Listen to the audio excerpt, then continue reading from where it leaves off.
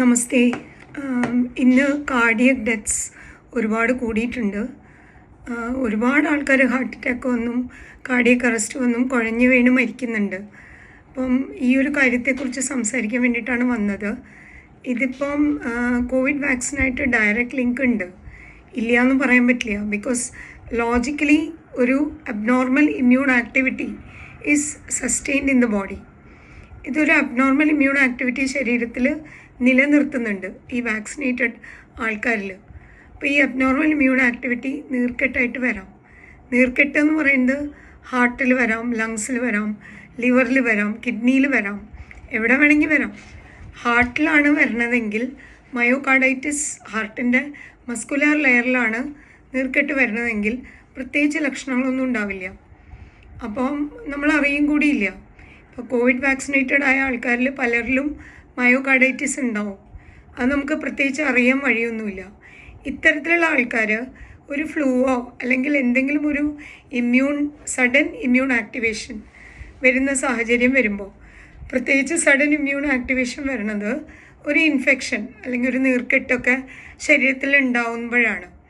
അങ്ങനെ വരുമ്പോൾ immune system വളരെയധികം ഹൈപ്പർ ആക്റ്റീവായിട്ട് ബിഹേവ് ചെയ്യും, ഹൈപ്പർ സെൻസിറ്റീവ് ആയിരിക്കും. അപ്പോൾ ഇൻഫ്ലമേഷൻ വരും.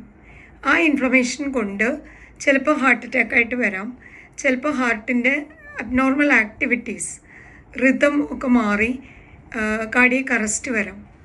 അറിത്മിയ എന്നൊക്കെ പറയും, abnormal rhythm of the heart. അങ്ങനെയാണ് ഈ സഡൻ കാർഡിയക് ഡെത്ത്സ് വരുന്നത്. എന്തായാലും അതിൻ്റെ കാരണം അബ്നോർമൽ ഇമ്മ്യൂൺ ആക്ടിവിറ്റിയാണ്. അപ്പോൾ നമുക്കിനി എന്ത് ചെയ്യാൻ പറ്റും? നമുക്ക് ഒരു കോൾഡ്, ഫീവർ അല്ലെങ്കിൽ എന്തെങ്കിലും ഒരു ഇൻഫെക്ഷൻ എവിടെയെങ്കിലും വരികയാണെന്ന് വെച്ചാൽ അതിനെ പ്രോപ്പറായിട്ട് ട്രീറ്റ് ചെയ്യുക എന്ന് വെച്ചാൽ കീടാണുവിനെ കൊല്ലലല്ല. ഇൻഫെക്ഷനിൽ സയൻറ്റിഫിക് ട്രീറ്റ്മെൻറ്റ് എന്ന് പറയുന്നത് ഇമ്മ്യൂണിറ്റിയെ കൊണ്ട് തന്നെ ഇൻഫെക്ഷനെ ഇറാഡിക്കേറ്റ് ചെയ്യുക എന്നുള്ളതാണ്. നമ്മുടെ ശരീരത്തിലെ ഇമ്മ്യൂൺ സിസ്റ്റത്തിനെ കൊണ്ട് തന്നെ അതിനെ ഫെസിലിറ്റേറ്റ് ചെയ്ത് തന്നെ ഇൻഫെക്ഷനെ ഇറാഡിക്കേറ്റ് ചെയ്യുക. അതാണ് സയൻറ്റിഫിക് ട്രീറ്റ്മെൻറ്റ് ഓഫ് ഇൻഫെക്ഷൻ. അപ്പോൾ അങ്ങനെ ചെയ്യുന്ന ഒരു വ്യക്തിക്ക് ഇപ്പോൾ സയൻറ്റിഫിക് ആയുർവേദ SBBL അതിനുള്ള പ്രോട്ടോക്കോൾസ് ഉണ്ട്.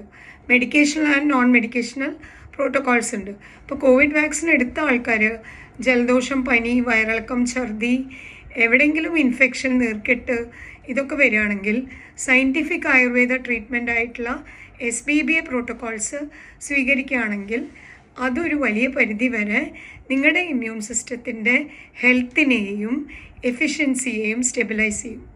അങ്ങനെ വരുന്ന ഒരാൾക്ക് ഈ മയോകാർഡൈറ്റിസ് പോലുള്ള കാര്യങ്ങൾ ഇമ്പാക്റ്റ് വരാതിരിക്കും. ബിക്കോസ് ഇമ്മ്യൂണിറ്റി വളരെ ഫേവറബിൾ ആയിരിക്കും. ഇനി അങ്ങനെ അല്ലാതെ ഇരിക്കുന്ന ഒരാൾക്ക് ഫ്ലൂ വരുമ്പോൾ പച്ചവെള്ളം കുടിച്ചു, പാരസെറ്റമോൾ കഴിച്ചു, വെറും സിംറ്റമാറ്റിക് റിലീഫ് കാര്യങ്ങൾ ചെയ്തുകൊണ്ടിരിക്കുക, അല്ലാതെ ഇമ്മ്യൂൺ സിസ്റ്റത്തിനെ നമ്മൾ ഫ്രണ്ട്ലി ആയിട്ട് ഒന്നും ചെയ്യാതെ ഇരിക്കുക. മേ ബി ഫ്ലൂ ലക്ഷണമൊന്നും ഇല്ലാതെ ആവും. ഉടനെ ആൾ പോയി നോർമൽ ആക്ടിവിറ്റി സ്റ്റാർട്ട് ചെയ്യും. ജിമ്മിൽ പോവും, കളിക്കാൻ പോവും, ഡാൻസ് പോവും, എല്ലാം പോവും. ഇതെല്ലാം ചെയ്യുമ്പോൾ എന്തുണ്ടാവണമെന്ന് വെച്ചാൽ ഇമ്മ്യൂണിറ്റി ഹൈലി കോംപ്രമൈസ്ഡ് ആണ്. ഇമ്മ്യൂണിറ്റി സ്റ്റേബിൾ ആയിട്ടില്ല. Immunity fighting against pathogen, immunity is abnormal also. അപ്പം അങ്ങനെ വരുമ്പോൾ നമ്മൾ പ്രോപ്പറായിട്ടുള്ള സപ്പോർട്ട് കിട്ടാത്തിടത്തോളം കാലം എപ്പോൾ വേണമെങ്കിൽ അത് കാർഡിയക് സർക്കുലേഷൻ, ഹാർട്ടിലേക്കുള്ള ബ്ലഡ് ഫ്ലോ, കൊറോണറി ആർട്ടറീസ് ആണ്, അതിൽ ക്ലോട്ട് ഫോർമേഷൻ വരാം. അല്ലെങ്കിൽ തന്നെ കോവിഡ് വാക്സിൻ്റെ ഒരു സൈഡ് ഇഫക്റ്റ് പ്രൂവൺ ആണ് ക്ലോട്ട് ഫോർമേഷൻ. ബ്ലഡ് ക്ലോട്ട്സ് ഉണ്ടാക്കാം, നീർക്കെട്ട് ഉണ്ടാവാം. ഹാർട്ടിൽ നീർക്കെട്ട് ഉണ്ടാവുമ്പോൾ ഈ ഇൻഫ്ലമേഷൻ എന്ന് പറയുന്ന ഫിനോമിനൻ, നീർക്കെട്ട് തന്നെ ക്ലോട്ടിങ്ങിനെ ഫെസിലിറ്റേറ്റ് ചെയ്യാം.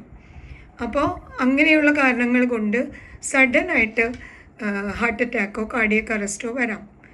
അപ്പോൾ ഇതിലുള്ള കാര്യം മെയിനായിട്ട് ചെയ്യേണ്ടത്, നിങ്ങൾക്ക് എന്തെങ്കിലും ലക്ഷണങ്ങൾ വരികയാണെങ്കിൽ ഇൻഫെക്ഷൻ സമയത്ത് ഇൻഫെക്ഷനെ മാറ്റണം, നീർക്കെട്ട് സമയത്ത് നീർക്കെട്ടിനെ മാറ്റണം.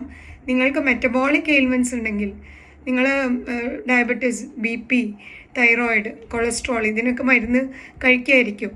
ഈ മരുന്ന് കഴിക്കുക എന്ന് പറയുന്നത് വാല്യൂസിനെ ശരിയാക്കാൻ വേണ്ടിയാണ്. ഷുഗറിൻ്റെ വാല്യൂ കുറയ്ക്കുക, കൊളസ്ട്രോളിൻ്റെ വാല്യൂ കുറയ്ക്കുക, BP-യുടെ വാല്യൂ കുറയ്ക്കുക, എല്ലാം ബ്ലോക്കിംഗ്, മാസ്കിങ് അങ്ങനെയൊക്കെയാണ് ചെയ്യണത്. അല്ലാതെ മെറ്റബോളിസത്തിനെ കറക്റ്റ് ചെയ്യാനോ ഹോർമോണൽ ഫാക്ടർ. ഇപ്പോൾ തൈറോയിഡ് ഹോർമോൺ ശരിയല്ലാതെ പ്രൊഡക്ഷൻ കുറഞ്ഞു പോണത് എന്ത് കാരണം കൊണ്ടാണ്? പലപ്പോഴും ഓട്ടോ ഇമ്മ്യൂൺ ആയിരിക്കും, ഇമ്മ്യൂണിറ്റി അബ്നോർമൽ ആയിട്ടായിരിക്കും. അപ്പോൾ അവിടെ ഇമ്മ്യൂൺ ഫങ്ഷനെ റെക്ടിഫൈ ചെയ്യണം. അതാണ് അവിടെ തൈറോയിഡിൻ്റെ ഹൈപ്പോ തൈറോയിഡിൻ്റെ ട്രീറ്റ്മെൻറ്റ്.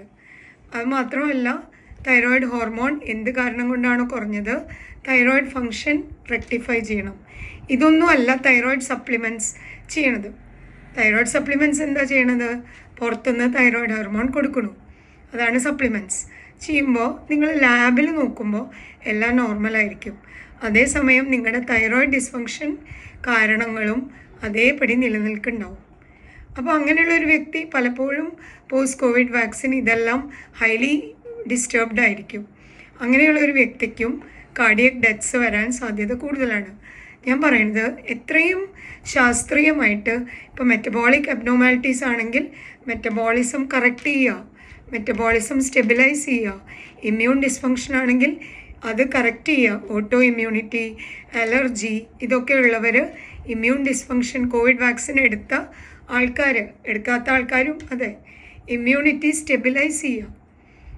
കോവിഡ് വാക്സിൻ എടുത്ത ആൾക്കാർക്ക് ഇതെല്ലാം ഹയർ ആവാനുള്ള സാധ്യത വളരെ കൂടുതലാണ്. ലോജിക്കലി ആണ് നമ്മൾ പ്രാക്ടീസിൽ കണ്ടുവരുന്നുണ്ട്. ഇനി ക്യാൻസർ എന്ന് പറയുന്നത് ഫണ്ടമെൻ്റലി ഒരു ഇമ്മ്യൂൺ സിസ്റ്റം ഡിസോർഡറാണ്. ഒരുപാട് ക്യാൻസേഴ്സ് കൂടിയിട്ടുണ്ട്. അതും ഈ പറഞ്ഞ പോലെ ഇമ്മ്യൂൺ സിസ്റ്റം അബ്നോർമൽ ആവണതാണ്, കുറയണതല്ല. ഇമ്മ്യൂൺ സെൽസ് അബ്നോർമൽ ബിഹേവിയറാണ്. അപ്പോൾ that can result in sudden uncontrolled autonomous proliferation of cells. അതിനെയാണ് അനിയന്ത്രിതമായി സെല്ലുകൾ വളരാൻ തുടങ്ങും, ഗ്രോ ഇൻ നമ്പർ. അതിനെയാണ് ട്യൂമർ, ക്യാൻസർ എന്നൊക്കെ പറയണത്. അപ്പം ഇതിനൊക്കെ ബേസിക് കാരണം abnormal immune ആക്ടിവിറ്റിയാണ്.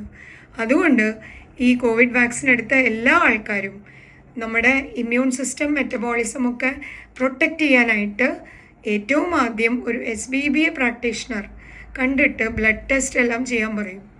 Basic immune parameters, കൊളസ്ട്രോളും ഷുഗറും നോക്കലല്ല.